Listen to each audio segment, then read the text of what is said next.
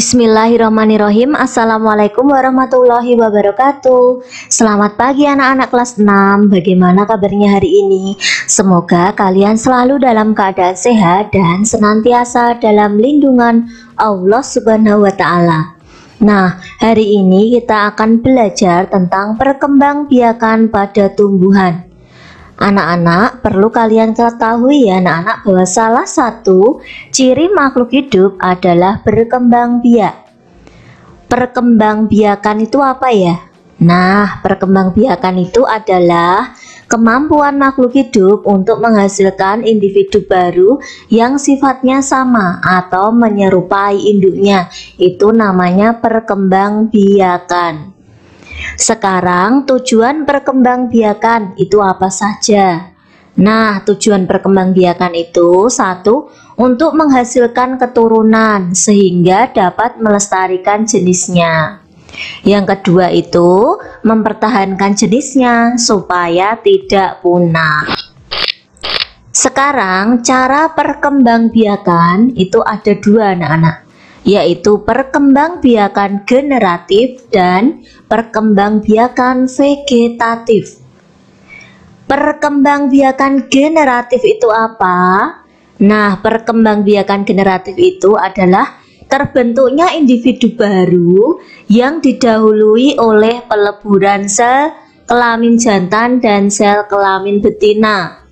Itu namanya perkembangbiakan generatif. Perkembangbiakan generatif itu disebut juga perkembangbiakan secara kawin.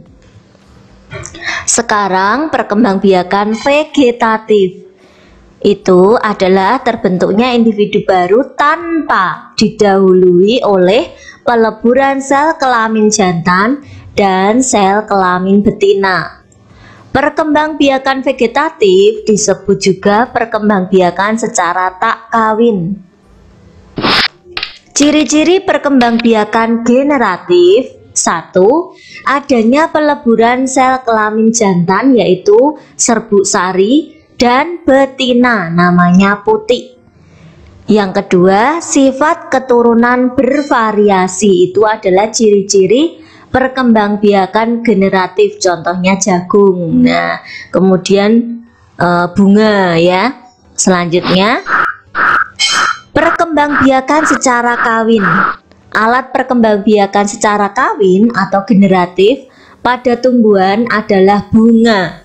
Bagian-bagian bunga terdiri atas tangkai bunga, dasar bunga, kelopak bunga, mahkota bunga, benang sari. Dalam benang sari ada serbuk sari ya.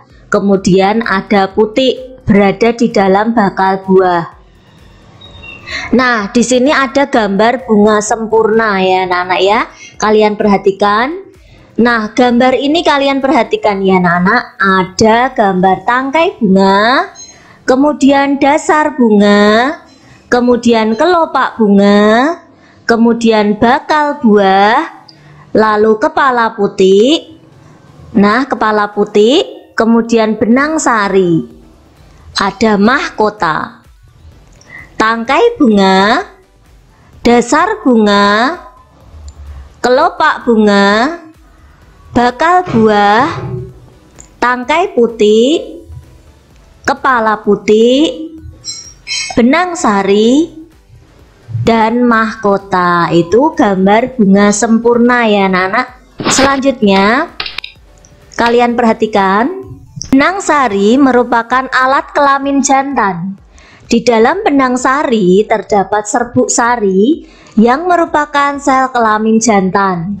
Adapun alat kelamin betina adalah putik yang berada di bakal buah. Tidak semua tumbuhan memiliki benang sari dan putik dalam satu bunga. Tumbuhan yang memiliki benang sari dan putik dalam satu bunga disebut dengan bunga sempurna. Nah, di sini bagian-bagian bunga sempurna ya. Di sini ada mahkota.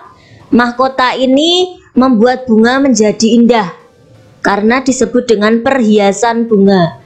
Ini namanya mahkota. Kemudian ini namanya kepala putik, ini tangkai putik, ini benang sari, kemudian bakal buah, kemudian ada tangkai bunga, ini tangkai bunga, dasar bunga, dan kelopak bunga. Nah ini namanya tangkai putih ya, dan ini tak kepala putih. Anak-anak kalian pahami, kalian cermati bagian-bagian bunga ini ya. Bentuk serbuk sari yang diperbesar dengan mikroskop itu seperti ini anak-anak. Nah ini gambar serbuk sari, kalian perhatikan baik-baik ini. Jika diperbesar dengan mikroskop, serbuk sari tadi yang mana ya? Nah di dalam sini loh anak-anak, di sini ada, kan di sini ada benang sari. Nah dalam serbuk sari itu ada diperbesar menjadi seperti ini ya. Serbuk sari. Nah sekarang bentuk putih anak-anak, bentuk putih itu seperti ini ya. Kalau diperbesar itu seperti ini bentuk putihnya, putih bunga tadi loh. Ini namanya stigma, ini style ovari. Nah kalian bisa memperhatikan ini, udah ada nama-namanya ya. Selanjutnya kita belajar tentang penyerbukan. Nah di sini penyerbukan ya, perkembangbiakan secara kawin pada tumbuhan dimulai dengan penyerbukan. Penyerbukan adalah bertemunya serbuk sari dan kepala putih. Serbuk sari masuk melalui tangkai putih menuju bakal buah. Di dalam bakal buah ada bakal biji. Bakal biji berisi sel kelamin betina atau sel telur. Setelah sel kelamin jantan dan betina bertemu, maka terjadilah pembuahan. Setelah terjadi pembuahan akan tumbuh buah dan biji. Biji yang dihasilkan nanti merupakan cikal bakal dari tumbuhan baru. Nah jadi penyerbukan itu seperti ini ya anak-anak, kalian amati sehingga nanti bisa mengalami penyerbukan. Nah di sini ada, nah ini ya, ini dari bunga ini ya, jatuh mengalami penyerbukan, jatuh dari kepala putih ke sini, kemudian membuahi ke sini, menjadilah sel telur. Jadi awalnya itu dari itu ya, bunga yang lain, kemudian ini mengalami penyerbukan, mungkin terbang ya, terbawa angin seperti itu, kemudian jatuh ke bawah sini, kemudian di sini terjadilah pembuahan dan menjadikan sel telur itu ya anak-anak ya. Selanjutnya, nah sekarang proses perkembangbiakan generatif atau disebut juga dengan kawin. Ini berasal dari serbuk sari, kemudian sel telur itu bersatu ya, kemudian mengalami pembuahan, dan dari pembuahan itulah menjadikan tumbuhan baru seperti ini ya, tumbuhan baru. Selanjutnya, nah di sini ada gambar daur hidup tumbuhan. Nanti anak-anak amati gambar ini ya, daur hidup tumbuhan, kalian amati dan nanti anak-anak ceritakan di depan kelas bagaimana toh ini ceritanya terjadinya daur hidup tumbuhan itu, seperti itu ya anak-anak. Nah sekarang kita belajar proses penyerbukan. Proses bertemunya serbuk sari dan kepala putih dapat terjadi oleh tumbuhan itu sendiri. Selain itu, penyerbukan dapat terjadi karena bantuan dari luar. Penyerbukan dapat terjadi melalui bantuan angin, hewan, air, dan manusia. Untuk penyerbukan yang dibantu manusia, misalnya vanili dan salak. Sekarang kita belajar penyerbukan yang dibantu angin, umumnya memiliki ciri-ciri. 1. Serbuk sarinya banyak dan ringan. 2. Bunga dengan kepala sarinya mudah digoyang. 3. Kepala putih berbulu dan terentang keluar dari bunga. Contohnya bunga yang penyerbukannya dibantu angin itu adalah jagung dan rumput-rumputan. Sekarang penyerbukan yang dibantu hewan umumnya memiliki ciri-ciri apa ya anak-anak? Biasanya itu mahkotanya berwarna mencolok dan besar mahkotanya itu. Bunga mengeluarkan bau yang khas yang dibantu oleh hewan, sehingga kalau baunya khas otomatis nanti kayak lebah, kupu-kupu itu jadi tertarik untuk hinggap di bunga itu. Kemudian ciri-ciri yang lain, bunga itu menghasilkan nektar atau madu. Ya, contoh bunga yang penyerbukannya dibantu angin adalah bunga aster dan bunga matahari. Umumnya hewan yang membantu penyerbukan adalah golongan serangga dan burung. Misalnya ada golongan serangga, misalnya lebah. Kemudian ada kupu-kupu, seperti itu ya anak-anak, ada burung. Itu juga ada. Kemudian berdasarkan asal serbuk sarinya, penyerbukan dibedakan menjadi 4 macam. 4 macam penyerbukan ya, berdasarkan asal serbuk sarinya itu dibedakan menjadi 4 macam. Namanya satu penyerbukan sendiri. Penyerbukan sendiri itu ya, serbuk sari jatuh ke kepala putik bunga itu sendiri. Jadi kalau penyerbukan sendiri, serbuk sari itu jatuh di kepala putik bunga itu sendiri. Jadi masih dalam satu bunga ya, masih dalam satu bunga gitu. Selanjutnya, kemudian penyerbukan tetangga. Serbuk sari itu jatuh ke kepala putik bunga lain. Bunga tersebut masih dalam satu tumbuhan. Misalnya seperti ini. Ini bunga lain tetapi masih dalam satu tumbuhan. Jadi masih dalam satu tumbuhan tetapi ada 2 bunga gini loh. Nah, jadi bunga yang sebelah sini, serbuk sarinya ini jatuh di kepala putiknya bunga yang lain tetapi masih dalam satu tumbuhan, begitu ya. Ini namanya penyerbukan tetangga ya, seperti masih dalam tetangganya sendiri ya kan. Beda dengan yang ini tadi ya anak-anak. Kalau ini penyerbukan sendiri, jadi serbuk sari jatuh di kepala putik bunga itu sendiri. Kalau yang ini tadi penyerbukan tetangga, penyerbukan tetangga itu serbuk sari jatuh ke kepala putik bunga lain tetapi masih dalam satu tumbuhan. Bisa membedakan ya. Nah, kemudian yang ketiga ini namanya penyerbukan silang. Penyerbukan silang itu serbuk sari jatuh di kepala putik bunga lain yang berbeda tumbuhan.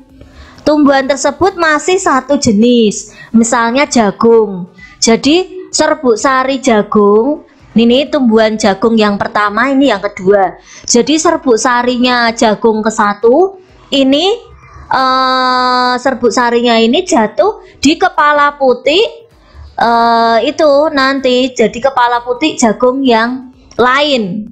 Nah gitu ya, ini juga pun sama, sini jatuh ke kepala putik yang lain ya, kepala putik bunga yang lain.